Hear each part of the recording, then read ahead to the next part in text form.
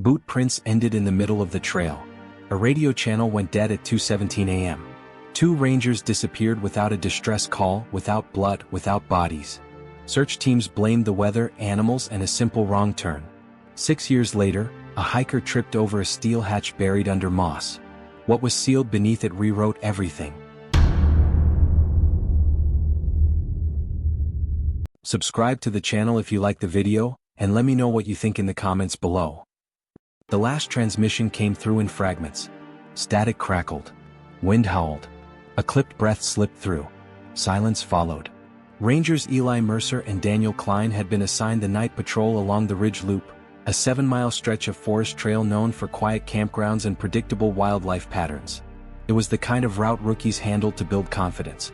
Low risk. Minimal incidents. No history of violent crime. They signed out at 9:42 p.m.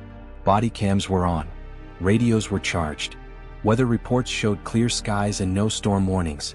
At 10:18 p.m., a routine check-in came from mile marker 3. Eli joked about a raccoon getting into the trash bins again. Dispatch logged it as uneventful. At 11:03 p.m., Daniel radioed that a broken fence had been spotted near the old service path. He said they were stepping off trail to inspect it. The dispatcher acknowledged. That was the last normal communication. At 2:17 a.m., a burst of static cut through the radio channel. 3 seconds long. A sharp inhale followed. A muffled word surfaced that no one could make out. Dispatch called back. No reply came. Another call followed. Silence answered. By morning, their patrol truck remained parked at the Ridge Loop entrance. Keys sat in the ignition. Coffee cups rested in the holders. Flashlights were gone. Radios were missing. Search teams moved fast. Helicopters lifted. Dogs tracked. Drones scanned. Volunteers lined the trail shoulder to shoulder. Investigators found Eli's boot print near the broken fence line. One impression appeared. Then another. Then nothing. The marks stopped as if both men had stepped onto solid ground and vanished into air. A simple explanation seemed likely. An animal attack. A fall into an unmarked ravine. Disorientation in the dark. The forest had swallowed people before. It was big enough. Dense enough. Old enough to keep secrets.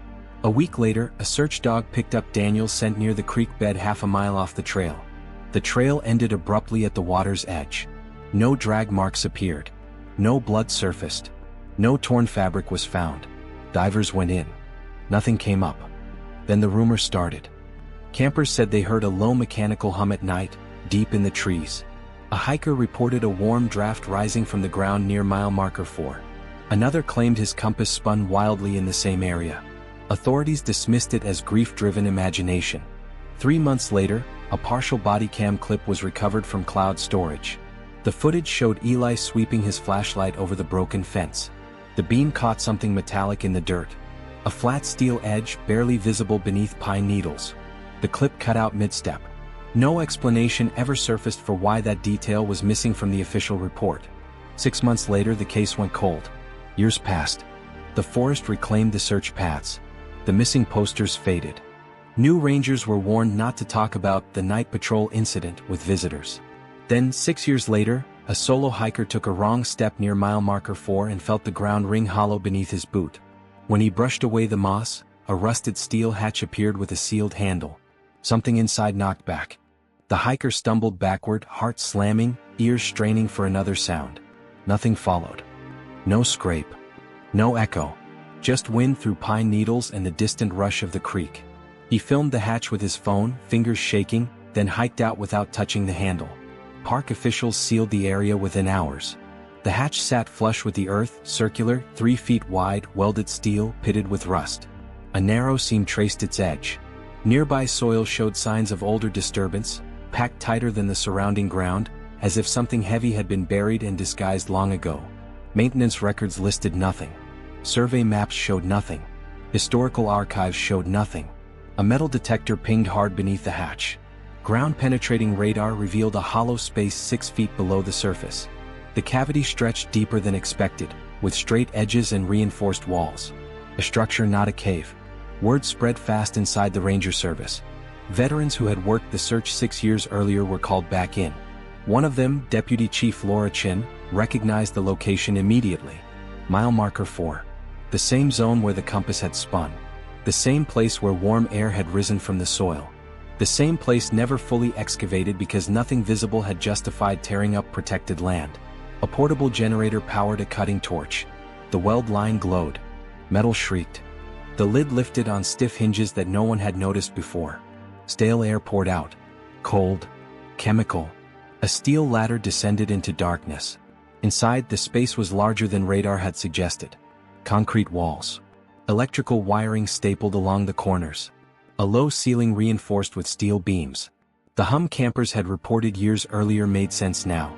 A dormant generator sat against the far wall, its casing marked with a faded military serial number. Dust coated everything.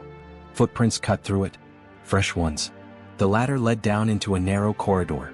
The smell changed halfway down. Rot. Oil. Something coppery beneath both. At the end of the corridor stood a heavy door, half open. Inside the room beyond, a table sat bolted to the floor. 2 folding chairs faced each other. A pair of rusted handcuffs dangled from one chair leg. A torn ranger uniform lay crumpled in the corner. The name tag still clung to the fabric. Klein. A second uniform turned up behind a filing cabinet. Mercer. Phones rang off the hook as news leaked. Media vans lined the road by sunset. Officials locked down the bunker as a federal site before dawn. Forensic teams worked through the night. They cataloged empty food containers dated years apart. Batteries replaced multiple times. Water filtration gear. Medical supplies. Someone had been living down there long after the Rangers vanished. Hidden cameras were mounted in 2 corners of the main room. One still held a memory card. The footage began 6 years earlier. Eli and Daniel stood inside the bunker, hands raised, faces tight with fear. A third figure moved behind the camera, face never shown, voice distorted through a mechanical filter. The video cut just as the figure raised an object toward Daniel's head. Authorities refused to release what that object was. Then, during a secondary sweep of the lower corridor, a technician found a second door concealed behind a false wall. The handle turned from the inside. The door opened with a soft, wet sound. Light spilled into a narrow cell barely wide enough for a person to stand. Concrete walls pressed in on all sides. A thin mattress lay on the floor. Chains were bolted into the corners. A bucket sat near the back wall. The smell hit first. Then the movement. A man crouched in the far corner, eyes flinching against the sudden brightness. His beard hung in tangled ropes. His skin looked gray, stretched tight over bone. One wrist was still cuffed to the wall. He whispered a name. Eli. Medics rushed in. Cameras were shut off. Guards cleared the room. The man collapsed before he could be carried up the ladder. Dental records confirmed it an hour later. Daniel Klein. 6 years underground. Still breathing. The official story changed overnight. Daniel regained consciousness 2 days later in a secured hospital wing. Doctors said his organs showed damage consistent with long-term malnutrition and prolonged darkness exposure. His hair had gone almost completely white. His hands shook constantly. He spoke on the 3rd day. Only once. He said the broken fence had been a decoy. He said the ground opened beneath his boots. He said the man with the distorted voice wore a ranger jacket with no name tag. He said Eli fought back. He said the wrong person was taken. The interrogation stopped after that. Within a week, a classified injunction sealed Daniel's statement. Federal agents took over the site. The bunker was stripped down to bare concrete. The generator was removed. The serial number vanished from all public logs. Reporters uncovered a military procurement record tied to a decommissioned black site project from the late 1980s. The location matched the park's coordinates within a quarter mile. The project name had been redacted. Then a body was found. Not in the bunker. 2 miles downstream, tangled in brush along the creek bed where Daniel's scent trail had ended 6 years earlier.